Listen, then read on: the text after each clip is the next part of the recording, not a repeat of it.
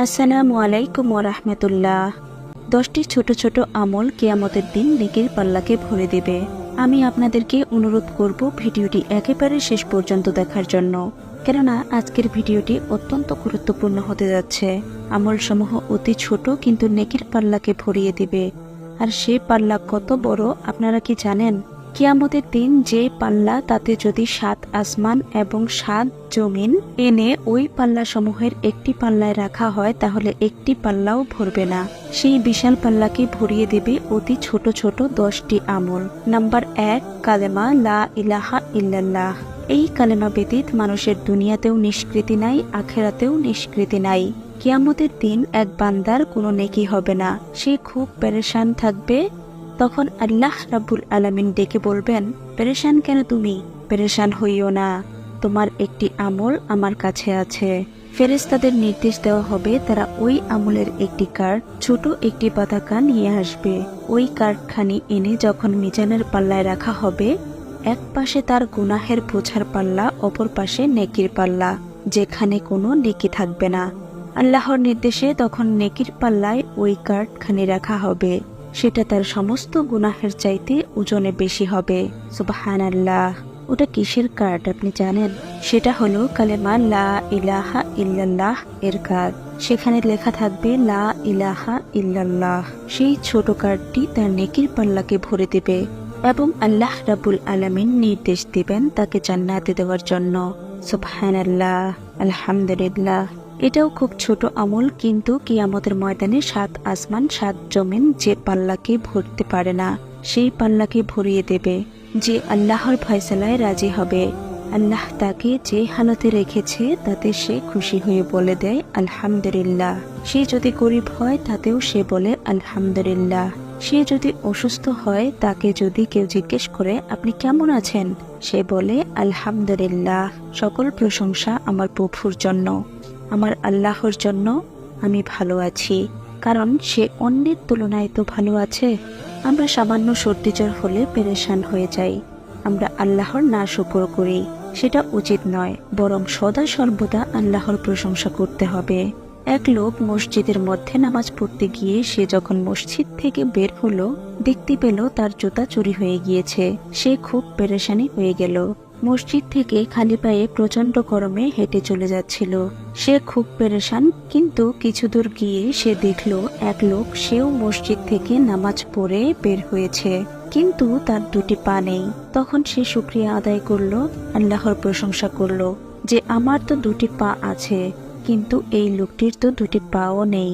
সেজন্য আমরা সব সময় আমাদের চাইতে যে কষ্টে আছে, যে দুঃখে আছে, যে পেরেশানিতে আছে, তার কথা যদি আমরা খেয়াল করি, তাদের তুলনায় আল্লাহ আমাদেরকে সুস্থ রেখেছেন, ভালো রেখেছেন।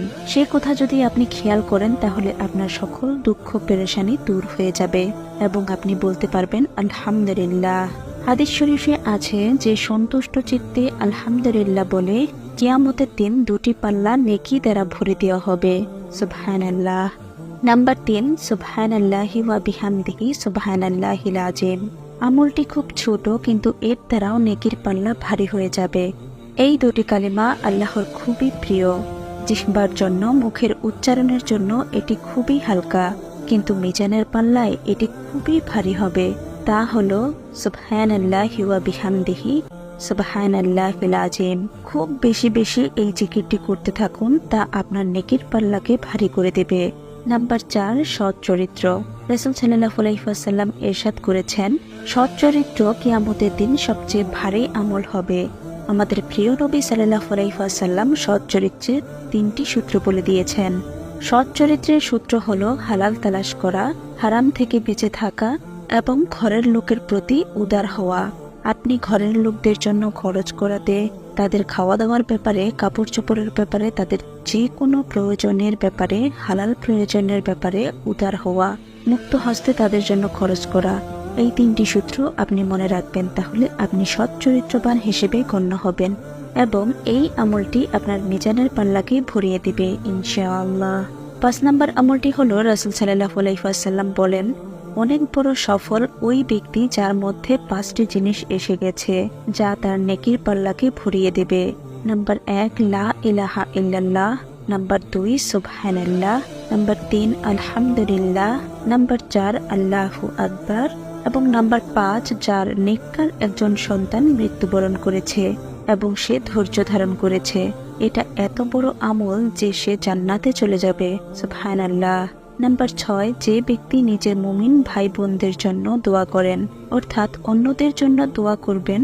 আমরা শুধু নিজের জন্য দোয়া করি, কিন্তু যে ব্যক্তি অপরের জন্য দোয়া করবেন তার নেকির পাল্লা ভারী হয়ে যাবে। নবী করিম সাল্লাল্লাহু আলাইহি ওয়াসাল্লাম বলেন, যে ব্যক্তি শুধু এতটুকু বলবে আল্লাহুম্মা গফিরলি মুমিনিন ওয়া মুমিনাত, অর্থাৎ হে আল্লাহ তুমি মুমিন নরনারীদের ক্ষমা করে দাও, তার নেকির পাল্লা ভারী হয়ে যাবে এবং এই আমলটি তার নেকির পাল্লাকে ভারী করে দেবে, যা তার জান্নাতে যাওয়ার জন্য সহায়ক হবে। সুবহানাল্লাহ। নাম্বার 7 জানাজায় অংশগ্রহণ করা। নবী করিম সাল্লাল্লাহু আলাইহি ওয়াসাল্লাম ইরশাদ করেন, যে জানাজায় অংশগ্রহণ করে তার আমলনামায় উহুদ পাহাড়ের সমপরিমাণ নেকি দেওয়া হয়, আর যে জানাজার পরে দাফন সহ সেখানে অবস্থান করে দাফন কার্য সম্পন্ন করে আসে তার জন্য 2টা উহুদ পাহাড়ের সমপরিমাণ নেকি দেওয়া হয়। আপনারা কি জানেন উহুদ পাহাড়ের ওজন কতটুকু? এটা হিসাব করা সম্ভব নয়। মানুষকে দেখানোর নিয়তে নয়, আপনার কোনো আত্মীয় মারা গেছে, আপনি যদি না যান তাহলে ওই আত্মীয়ের লোকজন আপনার উপর রাগ করবেন, আপনার সাথে মনোমালিন্য হবে। তাদেরকে খুশি করার জন্য এই নিয়তে নয়, বরং আল্লাহ রাব্বুল আলামিনকে সন্তুষ্ট করার জন্য আপনি যদি জানাজায় অংশগ্রহণ করেন তাহলে আপনার নেকির পাল্লা ভরে যাবে। সুবহানাল্লাহ। নাম্বার 8 একটি খেজুর সমপরিমাণ সদকা করা। যে ব্যক্তি একটি খেজুরের সমপরিমাণ সদকা করবে, আল্লাহ সেই সদকাকে লালন পালন করতে করতে পাহাড়ের সমান করে দেবেন। কিয়ামতের দিন সেই নেকির পাহাড় যখন তার কাছে নিয়ে আসা হবে, সে আশ্চর্য হয়ে যাবে।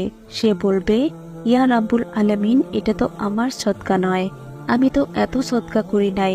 তখন আল্লাহ রাব্বুল আলামিন বলবেন, হে বান্দা, তোমার মনে আছে ছোট একটা খেজুর সদকা করেছিলে, সেই ছোট্ট খেজুরটাকে লালন পালন করতে করতে আজ আমি পাহাড় সমান করেছি। এটা তোমারই সদকা, আমি লালন পালন করে এত বড় করেছি।